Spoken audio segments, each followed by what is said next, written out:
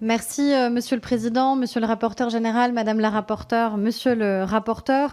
Le texte que nous examinons aujourd'hui est le fruit d'un engagement parlementaire déterminé depuis le premier jour de notre mandat et de votre mandat en particulier, Madame et Messieurs les rapporteurs, et largement partagé sur tous les bancs et dans tous les groupes parlementaires. Permettre de mettre à l'ordre du jour de notre Assemblée la lutte contre la maltraitance animale était un engagement. C'est aussi une fierté et le moment d'exprimer notre reconnaissance envers les associations qui n'ont eu de cesse de protéger, de se mobiliser et de nous alerter avec nos concitoyens particulièrement engagés sur l'ensemble de nos territoires. Transformer nos engagements en actes est le cœur même de ce qu'est notre rôle parlementaire, et c'est bien ce que nous faisons aujourd'hui. Je suis fière ce matin que les groupes de la majorité, et notamment La République En Marche, aient su prendre la mesure de ces attentes qui nous sont malheureusement rappelées chaque jour par des faits de maltraitance qui sont insupportables.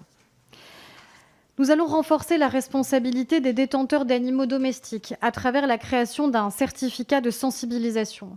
La maltraitance est tout aussi volontaire que liée à une méconnaissance des besoins essentiels qui sont ceux des animaux. Les propriétaires ne pourront plus dire qu'ils ne savaient pas. Nous lutterons ainsi contre les achats compulsifs qui ne peuvent pas être la norme quand on parle d'un être vivant doué de sensibilité. Nous souhaitons, avec les rapporteurs, aller plus loin aussi sur la question de la mise en vente de ces animaux, en particulier sur Internet et dans les animaleries.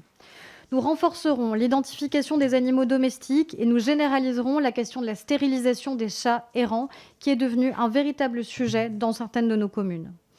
Nous répondrons également à des vides juridiques existants, en particulier liés à l'abandon des équidés en forte hausse du fait de la crise.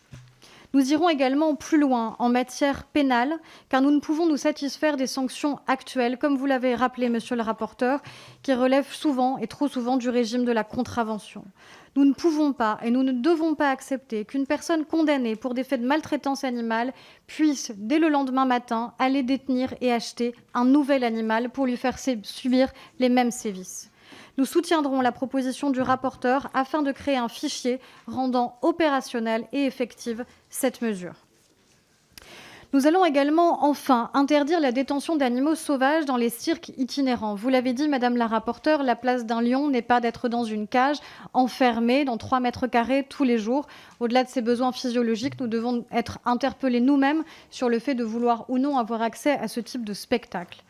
Nous mettrons fin également aux montreurs d'ours et de loups dans les foires dites médiévales et la présence d'animaux sauvages sur des plateaux de télévision, en discothèque ou lors de fêtes privées. Nous en avons eu encore récemment un certain nombre de démonstrations. Nous avons une responsabilité vis-à-vis des animaux sauvages. Nous mettrons fin également à l'élevage de visons d'Amérique qui sont destinés exclusivement à l'élevage pour leur fourrure. Il est temps d'y mettre un terme, sans compter les éléments sanitaires qui nous ont été malheureusement rappelés. Nous voulons là aussi aller plus vite sur ce sujet. Ces avancées qui sont présentées aujourd'hui, tant sur les animaux domestiques que sur les animaux sauvages, démontrent avec force l'engagement qui est celui des parlementaires et notre capacité d'union autour d'un enjeu dont chacun mesure ici qu'il est devenu essentiel pour nos concitoyens et notre société. En 3 ans de travail et d'engagement parlementaire, je crois que nous avons fait beaucoup et que notre présence ici ce matin démontre que sur un sujet que l'on disait peut-être un peu trop gadget, un peu trop marginal, qu'il est bien devenu un point essentiel de préoccupation de nos concitoyens et que les parlementaires savent pouvoir y répondre. Je vous remercie.